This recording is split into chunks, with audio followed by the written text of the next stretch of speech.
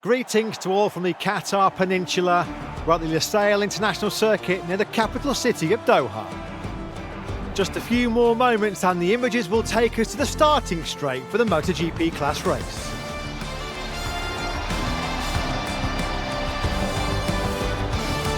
Grid where riders are trying to maintain their concentration before the start of the race. The sun has set over the Qatar desert and the sand brought onto the track by the wind will make it difficult for riders to get good grip during the early stages of the race. Temperatures have dropped considerably compared to this afternoon, so many teams have opted for soft tyres.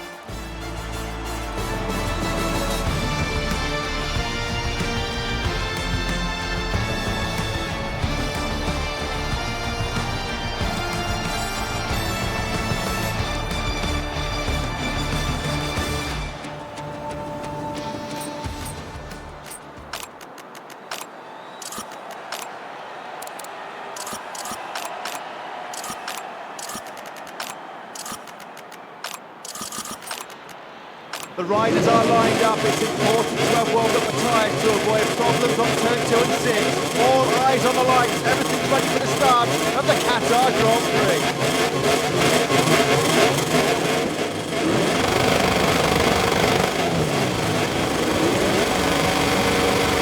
It's lights out and we are racing here in Doha, just like he did last night. Martin absolutely smashes the start from pole position. He's going to get the whole shot into turn 1. Bagnaia trying to go around the outside, a long way around to the first corner on Brad Binder, who's up in a second place, just as he was in the sprint here last night. Bagnaia now trying to fight through on Binder into turn 2 for P2, and he's going to make it through the World Champ. Oh, close! Surely they touched on the exit there. Bagnaia comes out the better of it, up in a second. And straight onto the back of Jorge Martin as the world champion goes straight into the lead. Both KTMs rocket to get off the line. Binder's third, Miller is up into the top 6. Bagnaia means business on the first lap of 2024. Brilliant, super aggressive by the world champ. He backs that factory, Ducati into turn 6. This is aggressive. I've seen Bagnaia on the end of the Grand Prix for quite some time. He knew he could not let Martin get away or get into his rhythm at the front. He's so good at leading and managing the pace, isn't he, at the head of the Grand Prix? But Bagnaia has executed his plan A to perfection. That was brilliant a statement, wasn't it, from the reigning world champion? We worried about Aleix Espargaro. Where would he be on the first lap? He's down in 8th place now because that's Alex Marquez going through him. So it's all going wrong on the first lap for Aprilia. Aleix Espargaro is now 8th. Maverick Vinales 13th, and we all know what Trackhouse have been up to so far. Marc Marquez has wasted little time in picking off Enea Bastianini. So Marquez on 93, but it's strange to see the 93 on anything other than a Repsol Honda, isn't it, in MotoGP? 11 years in the Premier class, all on the factory Honda. There he is in 4th place, having already got through on the beast. Gian Antonio taking Jack Miller, who's once again made a good start and starting to go backwards. Alex Marquez through on the Australian, who's now back to 7th place. That will be 8th because they're all ahead of Aleix Espargaro, who's now 9th, with Pedro Acosta right behind him. Sensational first lap then for the world champion Pecco Bagnaia. He comes over the line leading lap 1 of 21 here in Qatar. Binder's going for it on the inside of Jorge Martin. He's got the slipstream. He's so confident in the front end, the turning and braking of this year's RC16. Somebody's Miller. Jack Miller's bailed out in turn 1. He went backwards, unfortunately, with an anti-wheelie problem on the electronics last night in the sprint, and he's going to be furious about that. Miller then rejoins the race right at the back of the pack, but Binder on the charge yet again. Acosta straight up the inside of the beast, and he's into the top 6. Oh, love it. Absolutely brilliant. This is unbelievable by the Moto3 and Moto2 world champion. He's 19 years of age, ladies and gentlemen. First Grand Prix MotoGP. He's sailing his way through, the best in the world here. He's the only rider in the 152s at the moment, is Pedro Acosta. The pace is about a second a lap slower than we saw last night. Bagnaia is doing 53.1s at the front of the field and 52.9 from Pedro Acosta. Absolutely incredible. We're already running out of superlatives, aren't we, to describe this young man. He's got until the Saxon ring to be the youngest rider to win in Premier Class history. We thought that was going to be a big ask. It might happen in the next sort of 20 minutes or so, because Pedro Acosta has just been absolutely incredible. Martin now factor into 2nd place up the inside of Binder. That was the textbook move, wasn't it? By Martin going through turn 10. Beautifully done. Loving the work there of Martin. That was a classic move. further back than there's Acosta. He's going to be surely thrown Alex Marquez sooner rather than later. Well, the first ride that Pedro Acosta actually passed in his MotoGP career had to be, didn't it? 8-time world champion Marc Marquez right at the start of that hectic sprint here last night. This is going to be mouth-watering, isn't it? Very, very soon. If Acosta can make it through on Alex Marquez, it's the old master, isn't it? The 8 times world champion. Here he goes, wasting precious little time on the inside of Alex Marquez. He's now in a Marquez sibling sandwich, isn't he? Pedro Acosta. These are the kind of battles we were hoping would rage in 2024. Marquez, the older generation, the senior statesman, against the new young blood of Pedro Acosta, who is on the charge, smelling blood here, the shark. What's all the fuss about? I thought MotoGP was supposed to be difficult, he says, as he comes through in Alex Marquez. This is a battle that many have waited years and generations to see. Marc Marquez, the 8 times world champion, and many say the next Marc Marquez, right up behind him, Pedro Acosta in fifth. Binder still isn't done with Jorge Martin, as once again he's all over the back of the sprint winner as we come onto the start-finish road to start lap 6. That KTM's got some proper poke this year, hasn't it? Side by side they go in the braking zone. Martin toughs it out, decelerating from nearly 365 kilometers an hour down to the second gear, 100 kilometers an hour, second gear, first corner. Looking a little bit further back, there's Pecco Bagnaia in the top left-hand corner of your screens. He still leads this Grand Prix after that super aggression at the start. Now here we go. This is going to be tasty. This is going to be spicy, isn't it? It's the rookie sensation Acosta versus Marc Marquez. I didn't think we'd be getting this kind of battle so early in the season. So Alex Marquez is just struggling at the moment to get away with that lead group of 5. He's got a bit of breathing space himself back to the beast. Bastianini in 7th.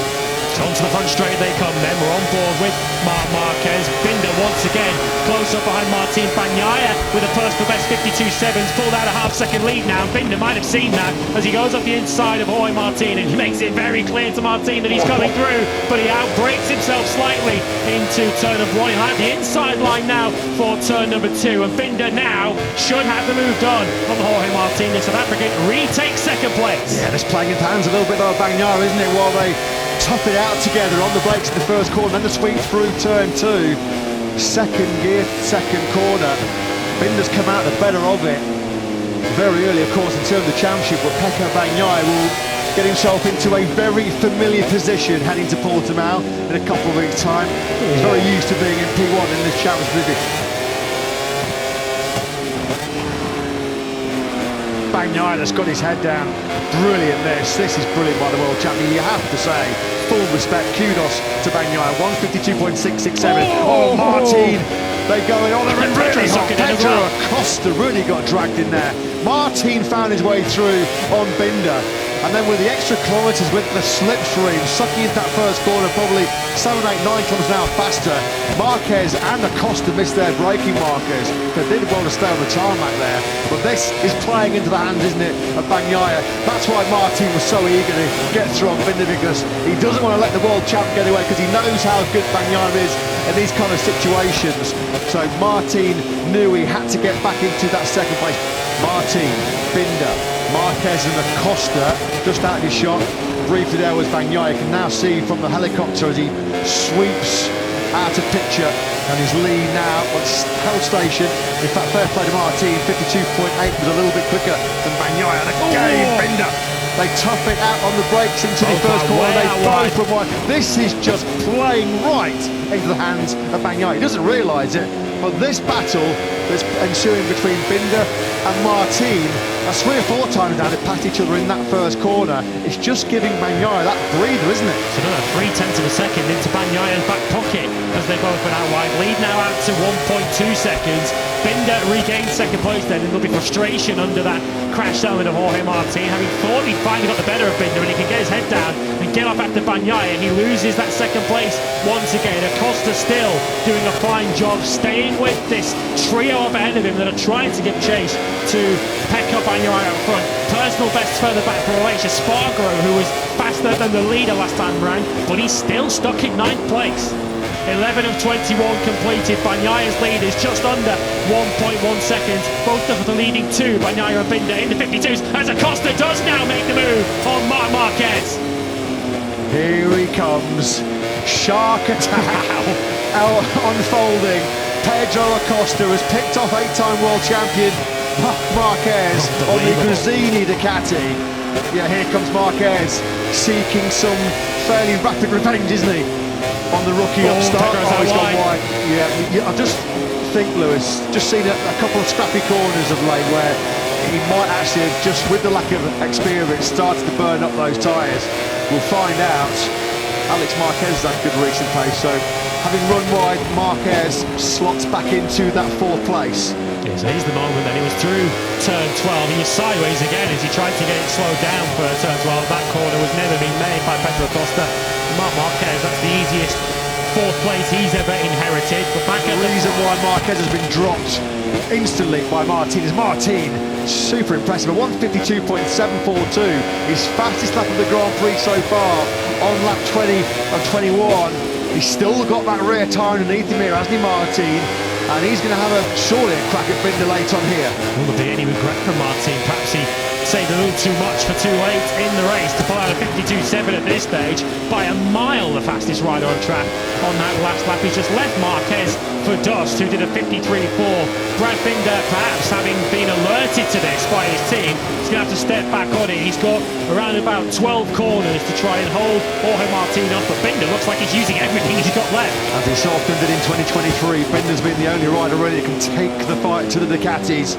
He chased the Ducati for the whole of the sprint last night. He's chased the Ducati for the whole of the Grand Prix here tonight as well, and just come up short. Alex Espargaro did take 8th place from Acosta on that lap 20, so it does look like Acosta will still claim a superb top 10 finish on his debut. Martin just running out of time here, potentially one more lap, and he might have had something here for Binder, but Binder has responded. Yeah. Binder has retaliated. It looks like he will hold on for that 2nd place. Yeah, Brad got the message there, and he stepped back on it to make sure that he retains that 2nd place. He'd obviously recognised the Aussie to catch Bagnaia and perhaps slacked up a little bit on the previous lap, and as soon as he realised that he was letting Martin have a sniff a second, Binder's responded, but Bagnaia has certainly showed the world why that #1 belongs on his Ducati tonight. There's been some amazing racing behind him. It's been an amazing start to the season for Pecco Bagnaia. The message loud and clear in Qatar: catch me if you can. As world champion, Pecco Bagnaia takes the 1st win of this 75th anniversary season. The live coverage where the 3 podium finishers have just arrived. The winner is over the moon and is rightly indulging in celebrations with his team members.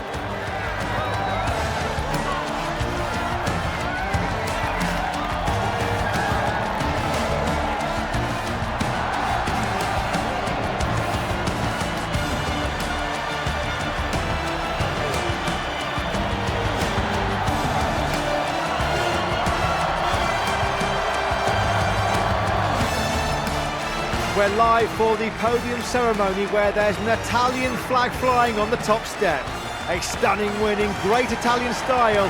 Bagnaia beat his opponents with a masterful victory today.